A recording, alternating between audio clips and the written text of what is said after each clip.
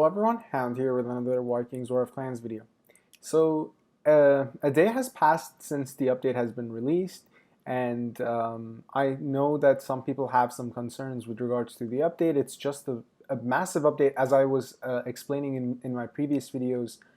With how long the update has taken, it was just obvious that there wasn't just going to be a few town skins and just some hero skins. So with regards to like my expectations, I think this is pretty much what I was expecting when I was considering the update. And I know that some people are a little bit confused on what exactly to do now that the update's here. And I wanted to try my best to give some insightful comments as to how to approach the update. So if you guys notice right now, one of the main focuses for me is not sudden growth. Obviously, as I explained in my previous videos on how to prepare for the update, just give it some time. The faster you plan to grow, or the faster you desire to grow, the more expensive this is going to be. And we have a lot of time, and keep this in mind that for the past 8 months, all of us have been complaining about how we're all maxed and all we have to do is train troops. So if you want to finish the journey for yourself right off the bat to be the strongest possible, by all means, go and do that. But if you're like me and you want to enjoy the growing progress and the growing process, then just stick around, do it slowly and enjoy it. That's the best advice I can give you. So if you notice right now, I got my palace upgraded to level 36 as well as my oracle.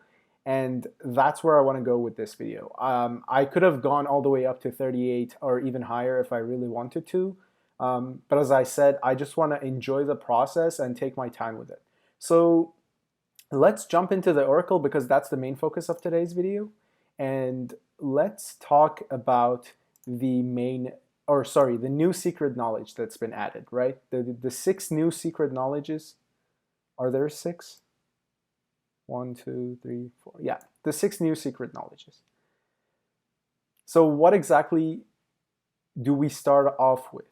So first, right off the bat, it's secret knowledge. So keep that in mind because that means the first knowledge that you decide to do will be your cheapest, and then gradually the costs will go up. And that is going to be a hindrance because considering for the other secret knowledges, we only had 3, and that was quite expensive. So now we have double of that, and we have 6. We have to be really careful with what we choose.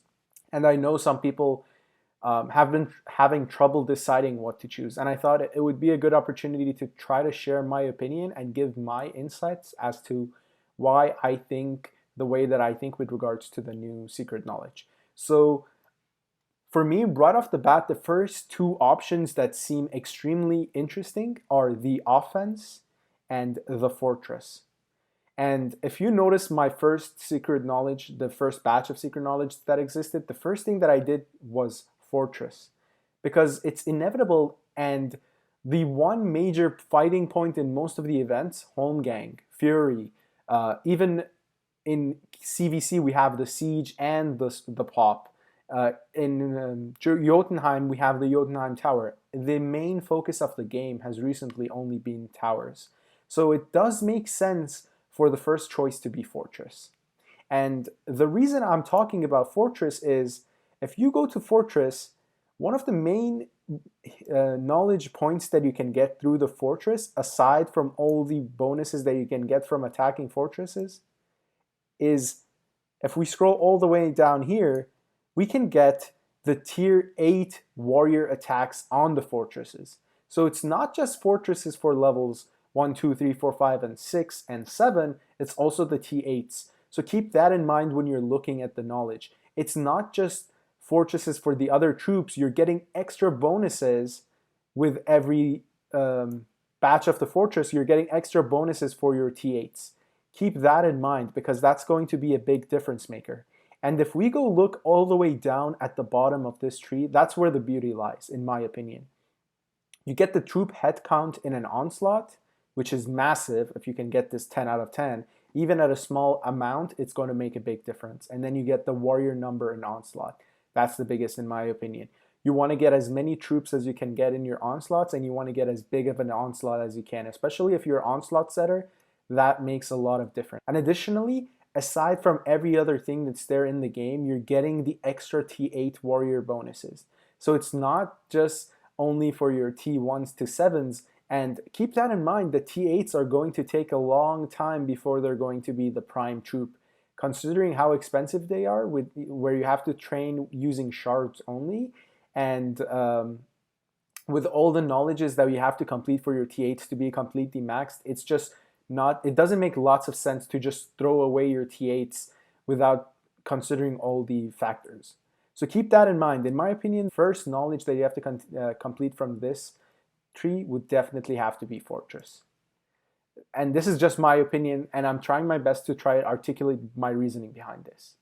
And the next one, I think from all of these, I'm kind of locked between offense and health.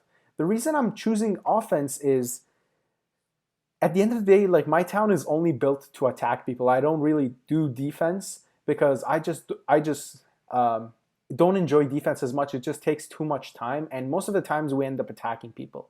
And when we go look into the offense, as with every other secret tree, you can see a similar style compared to the other secret tree. But as we look into the offense, now we have all troop type offenses. It's not just melee and killers. So now we have all troop type offenses, and most of this is amazing, guys. Like, I'm scrolling through this, and this just seems as good as the Fortress. Still, I would not choose this over the Fortress because I think the number of warriors in a march is not as big of a bonus versus number of warriors in an onslaught and the head count. So that's my opinion. But the one beauty in the offense tree is, once you click on Thor's offense, this at maxed capacity could give you almost 150% offense. So this just sounds like something that you want to complete. And the sooner you can complete this, the sooner you have that one extra 150% versus the other person that doesn't complete this. So in my opinion, offense will take it, and offense should be your number 2 choice. The third choice, health. I think the easiest option between health and, what is the other ones? Health and T8s is the two competing for number 3. The reason I don't choose T8s at this point is because I think T8s just don't have enough health. If you look at the T8 statistics, I'm not going to go back to it, but if you look at the T8 statistics, they have a lot of offense, they don't have a lot of health and defense. And if you attack a lot, you know health is a massive point. And I think it would make a lot of sense before you go into your tier 8 troops that you want to finish your health. And the health applies to other troop types too, so keep that in mind. It's not just the T1, the T8s, it's also the T1s to T7s. And I think health should be your third choice, because if you look into the health tree, the one thing that we can notice is, aside from all the health bonuses, if we could go all the way down to the bottom, here's what we get. So again, we get the Thor's health. This is massive, guys. Just like the offense, where you get 100%, 150% offense, 150% plus. I think it's 160. I'm not 100% sure though. Along with that, you can also get the same bonus here. You get a lot of health, and this carries out and makes your other troops stronger. Keep in mind, again, as I mentioned in the video earlier, the transition from T1s from T7s to T8s is going to take a lot of time.